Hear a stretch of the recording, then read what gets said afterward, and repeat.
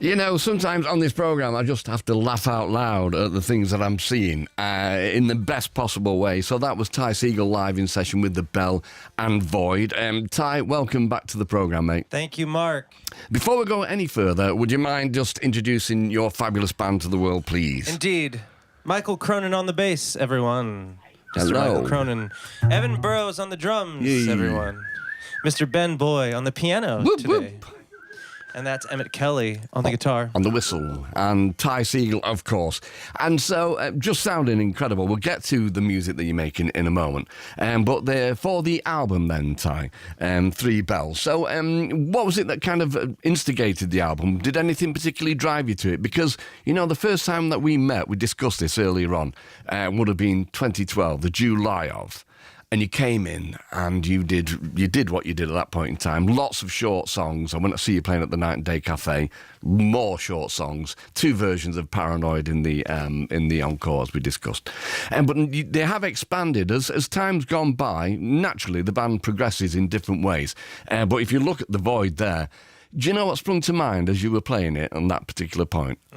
Nantucket Sleigh Ride by Mountain. Cool. I love Mountain. Which is a big compliment, and I do mean it that way. So, you know, have your kind of listening habits changed over the years, do you think? Oh, yeah, 100%. All the time.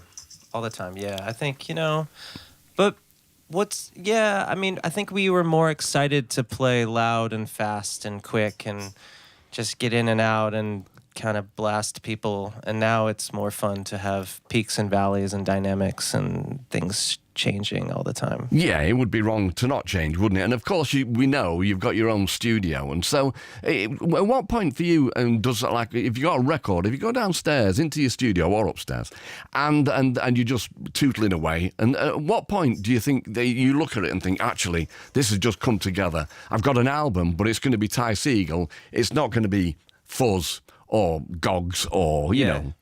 Well, they're all different processes. Like me going into the studio by myself is for my stuff.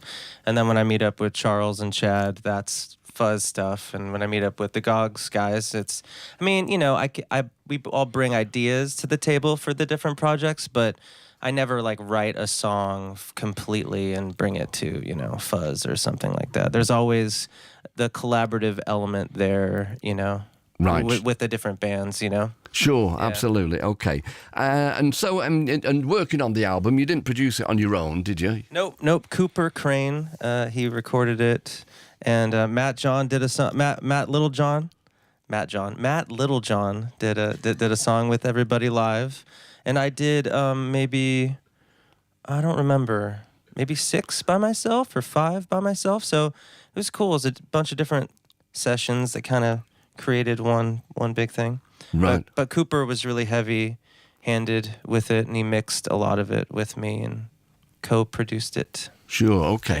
Yeah. And previously, of course, you have worked with Steve Albini, who tragically passed away recently. Yeah. And you could tell that you appear to have a great relationship with Steve as well. There was that footage of you both creating a sound effect for the album with you pushing the toilet. Yeah, smashing a toilet, yeah. Yeah, and so, obviously, have you got any words to say about Steve at this point? Yeah, it was just a shock when we found out, and you know, Steve just has left such a huge footprint, like an immeasurable footprint on music in general, I think. And yeah, I was just so grateful to have known him and just have him be my friend first and foremost. He was such a wonderful person. Yeah, absolutely. But yeah, to work with him was always magic, you know. He seemed to be quite incredible, really, the way that he would work. I mean, we know that he wouldn't be called a producer. He just refused flat, didn't he? But, you know, people would just get in touch with him thinking, Steve Albini is not going to work with us, but he would. Yeah, and the thing is he always did kind of produce. Like, by him doing his sound, I mean, that is a production, you know, and so... You know, he said he wasn't a producer, but I think he was a little bit for sure. Modesty forbade. Yeah, that would be it. So I do need to ask you, have you got the perfect life? So, you know, you live in California, you've got your own studio, you've got your partner Danae, really creative and you can work with, you've got 2 dogs and now a baby, you go surfing. Oh, mate. Yeah, I'm grateful, man. I really am, you know. I love California. I love the ocean, and first and foremost, I love the people in my life, and I'm just grateful, man. It's great to be out here playing music. Sometimes I have to pinch myself because it's like we get to tour. Yeah. It's pretty crazy. It's great. I mean, you know, if you could take your dogs on the road, so you got Mr. Herman and you've got Fanny. Now, Fanny we know about, you have sung about previously. Yeah. But I read that Mr. Herman is more of a kind of a Judas Priest kind of dog, whereas He's Fanny's a a rocker. bit more open-minded. Is that what you'd say? Herman's a bad boy, but in the best way. He loves beer. He'll find the beer that you left out and he'll drink it, and you're like, dude, you have a problem. But he's a great guy. He's a lover, but he loves to party.